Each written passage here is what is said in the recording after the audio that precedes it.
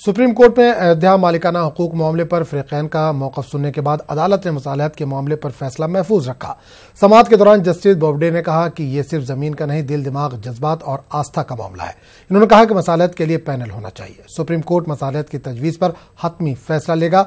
अदालत ने तमाम फरीकों को सुनने के बाद फैसला महफूज रखा। अदालत ने फरीकों से मसालिहती पैनल के लिए शाम तक नाम देने को कहा है। अदालत का कहना है कि मसालिहत के जरिए मसले का हल चाहती है। देखिए, अब ये तो सुप्रीम कोर्ट के जजेस पर इंसिनुएशन करना है। अब सुप्रीम कोर्ट के जजेस के लिए भी हम ये कहेंगे तो वो कह सकते हैं, हम तो नहीं कह सकते। क्या कर रहे हो यार? तो सुप्रीम कोर्ट के जजेस ने बहस सुनी, उसके बाद ऑर्डर करा जाएगा, ऑर्डर होगा, उसके बाद देखा जाएगा। देखिए सर, आपका क्या मानना है इसमें, क्योंकि मीडिएशन जो है काफी फ्रूटफुल रहेगा नहीं रहेगा, ये सुप्रीम कोर्ट के जजेस की तरफ से प्रपोजल है और कोई ऐसा प्रपोजल नहीं जो किसी के खिलाफ है, इसलिए हमें कोई इतराज नहीं। और मुस्लिम साइड ऑलरेडी पहले कह चुका है कि we are ready with the condition कि जो कुछ भी हो वो सुप्रीम कोर्ट की निगरानी में हो। तमाम लोग इस मुल्क के बाशिंदे हैं, जितने लोग भी कोर्ट में पार्टी भी हैं, तो तमाम लोगों को एक बार खुले दिल से, साफ जहन से बैठ करके सुप्रीम कोर्ट की निगरानी में बातचीत करने में कोई हर्ज नहीं होना चाहिए। और बशर्ते कि तमाम बातों को सीक्रेट रखा जाए, गुप्त रखा जाए और कोई इसमें पॉलिटिकल इंटरफेरेंस ना हो। तो मध्यस्थता सुरक्षित रखा, तो मध्यस्थता तो उसको तो कोई के जिम्मा तो लगाना चाहिए।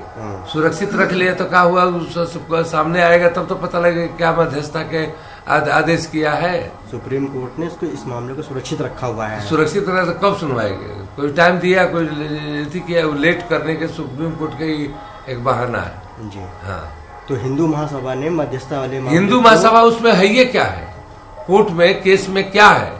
ये सब ऐसे ही 10 तो महासभा, 10 तो महासभा ये लगे हैं सब आती गए, तो उन लोगों से मध्यस्थता खारिज करना न करना उसके क्या मतलब है?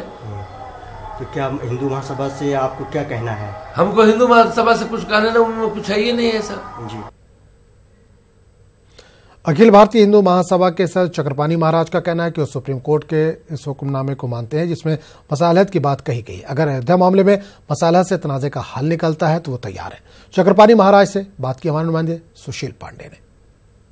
चक्रपाणी जी हैं। चक्रपाणी जी, आज फिलहाल सुप्रीम कोर्ट ने साफ तौर से कहा कि आप लोग बैठकर आपस में बातचीत करें। एक पक्ष आप लोग तैयार हैं, दूसरा पक्ष कह रहा है कि हम नहीं देंगे जमीन क्योंकि बाबर ने मंदिर तोड़ा। क्या कहेंगे? सुप्रीम कोर्ट अगर ऑप्शन दे रही है मध्यस्थता के लिए तो president all India Hindu Mahasabha की तरफ से हमारे अधिवक्ता विवेक शर्मा जी ने भी और नवरत्न जी ने और तमाम हमारे अधिवक्ता ने इस बात को रखा कि ठीक है, मैं उस चीज को स्वीकार करता हूँ, मध्यस्थता के लिए भी तैयार है। हमें अगर जो मुस्लिम समाज उसमें समर्थन करता है तो उसमें कोई दो राय नहीं। मध्यस्थता में हम देखेंगे, बैठेंगे, अपने तर्क रखेंगे और अपनी बात रखेंगे और बातचीत के द्वारा। जस्टिस चंद्रचूड़ ने कहा कि तमाम लोगों की भावनाओं को कैसे संजोया जाए, क्योंकि एक आदर्श अभिव्यक्ति को कहीं ना कहीं तोड़ना होगा। तो ये एक बड़ा सवाल है, फिलहाल एक ऑब्जर्वेशन है। बिल्कुल, बहुत सही कहा और इसी की भावना वो कर रहे। देखिए, हमारे गंगा जमुनी तहजीब है और ये निश्चित रूप से देश में सब रहने वाले लोग हैं, सबका हम सम्मान करते हैं, तो निश्चित रूप से सबको सम्मान करने के बाद इसीलिए हमने मीडिएशन की, क्योंकि मंदिर बनेगा उसके बाद भी हम देश में रहेंगे, तो केस चल रहा है उसके बाद भी हम लोग हैं,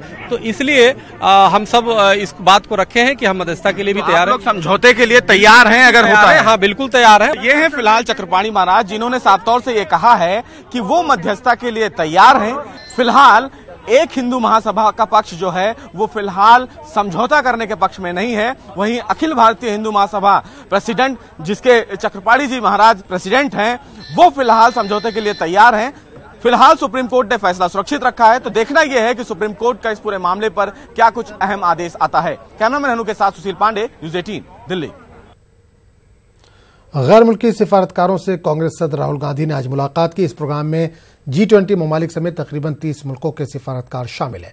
पाकिस्तान को इस प्रोग्राम में मदऊ नहीं किया गया है। इस प्रोग्राम में साबिक वज़ीर-ए-आज़म मनमोहन सिंह और यूपीए चेयरपर्सन सोनिया गांधी भी मौजूद हैं। मेहमानों के लिए दोपहर के खाने का भी एहतमाम किया गया है।